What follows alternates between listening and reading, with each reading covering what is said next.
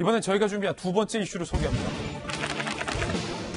헌재 카드 악수, 묘수, 추미애 장관과 윤석열 검찰총장의 대치, 아니 청와대와 윤석열 검찰총장의 대치 국면, 이번 주가 분수령이 될 전망입니다. 윤석열 총장이 또 하나의 카드를 꺼내들었습니다. 함께 보시죠. 그 카드는 바로 헌재, 두 번째 법적 카드, 헌법 소원을 낸 검찰총장. 일국의 검찰총장이 헌재에 헌법 소원을 냈다는 것도 굉장히 이례적인 상황임에 분명합니다.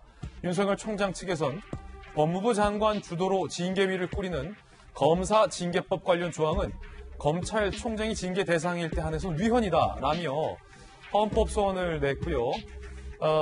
징계위 중단 가처분 신청을 했습니다.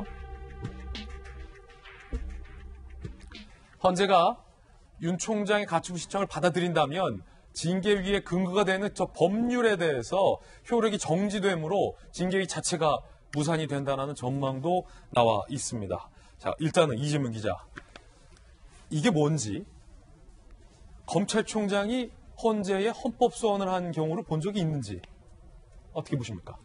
굉장히 드물겠죠. 드물겠는데 이제 본인 자체가 지금 이 징계위의 대상이기 때문에 본인이 직접 낸 걸 테고, 핵심은 이겁니다. 그러니까 지금 법무부 장관이 징계위 구성권을 사실상 전권을 갖고 있다고 볼 수 있습니다. 그러니까 법무부 장관하고 차관이 징계위 당연지 위원으로 참여하고, 법무부 장관이 지명한 검사 2명, 법무부 장관이 위촉한 외부 인사 3명, 이렇게 해서 징계가 꾸려집니다. 그러다 보니까 전체 권한은 이제 법무부장이 갖고 있는데, 문제는 통상 검사의 징계는 검찰총장이 징계를 청구하고, 그리고 지금 법무부 장관이 구성한 징계위에서 결정을 합니다. 근데 문제는 검찰총장의 경우는 법무부 장관이 직접 청구를 합니다. 그러니까 결국은 징계를 청구한 사람과 또 검사 역할을 한 거죠. 기소를 한 사람과 또 판사 역할을 할 징계위원회가 같은 사람이 구성한다는 겁니다. 같은 사람이 징계를 올리고 그 사람이 중심으로 해서 꾸린 징계위원회가 판단을 하고, 그러다 보니까 이제 이거는 문제가 있다. 이렇게 해서 지금 윤석열 총장이 징계위원회 구성을 법무부 장관이 일방적으로 하는 건 문제가 있다. 위헌이다. 이렇게 해서 지금 헌법재판소에 이제 위헌 신청을 한 건데, 근데 문제는 이거겠죠. 10일 징계위가 지금 열리죠. 이번 주 목요일 날. 근데 과연 그 전에 헌법재판소에서 가처분 신청 결정을 내릴 것이냐. 거의 가능성이 없죠. 거의 현재는 한 달 이상이 걸리기 때문에 뭐 최소한 그것도. 그래서 아마도 윤석열 총장이 뭐 징계에서 결정이 나면 사후에 어쨌든 법적 다툼을 하겠다 예고한 상태이기 때문에 사후 법적 다툼을 위해서도 뭐 이거 사실 위헌이냐 아니냐가 되게 중요하겠지만, 지금 사실상 징계위 자체가 어떤 윤석열 총장의 법적인 문제를 가지고 법리적 다툼을 한다기보다는 상당히 정치적 다툼을 하는 영역이 큰 거죠.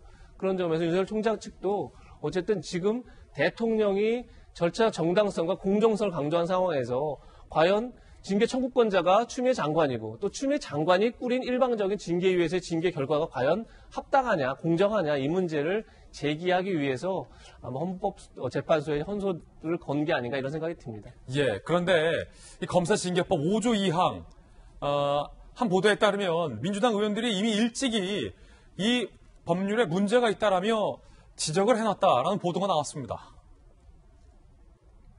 회기 직전 법으로 윤 총장을 징계, 여당도 문제 있다 한 검사징계법, 이낙연, 박주민, 최강욱 등 의원 12명이 지난 9월에 공정성이 떨어진다라며 검사징계법 개정안을 발의해놓은 상황, 내년 1월에 시행될 예정이다.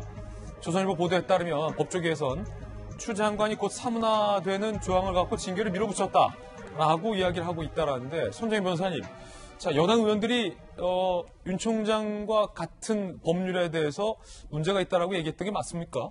문제는 있는데 지금 윤 총장이 지적하는 그 점하고는 또 결이 다르다, 이렇게 말씀드릴 수 있는 게, 그렇군요. 지금 검사징계법에 대한 개정안이 어떤 내용이냐면 인원을 좀 더 늘리고요. 위원을 늘리고, 위원을 위촉하는데 뭐 대한변협 회장이 위촉을 한다던가 이렇게 외부 위원들을 많이 참여시킨다라는 거예요. 근본적으로 뭐냐면, 과거의 검사들이 어떤 비위를 저지르거나 직무상 어떤 의무 위반을 했다 하더라도 제대로 징계가 안 이루어진 것이, 검사징계법상 그 위원들 구성이 어떻게 보면 과반수 이상의 검찰 조직 내부 사람들이거든요. 네. 법무부 장관, 차관, 검사 2명. 그럼 과반수가 이미 검찰 조직과 굉장히 우호적인 조직이라고 한다면 굉장히 엄격하게 검사들을 징계하기 어렵다라는 취지로 민주당에서 저렇게 개정안을 발의했다. 이렇게 해석할 여지가 있는 것이고, 윤 총장은 자금의 사태에서 총장과 지금 법무부 장관이 대립하고 있는 상황에서 장관이 청구하고 장관이 선정한 위원들이 객관적이지 않다라는 측면이라서 완전히 결을 달리한다라고 말씀드릴 수 있고요. 예. 다만 위헌적인 요소는 일부 있을 수 있다라고 생각하지만 명백하게 위헌이냐를 의견을 드리면 첫 번째는 다른 조직도 이런 조직들이 꽤 많거든요.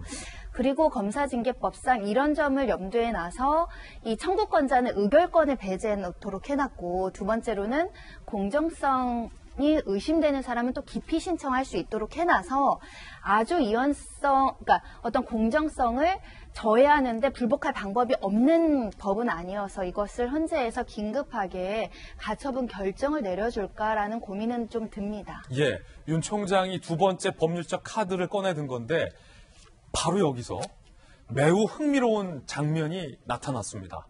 기자들의 카메라에 포착된 장면인데 공정성을 언급했던 신임 법무부 차관이 법무부 장관, 보좌관 등과 텔레그램 방에서 나눈 대화 장면이 언론사 카메라에 포착이 된 겁니다. 그런데 그 내용이 논란입니다.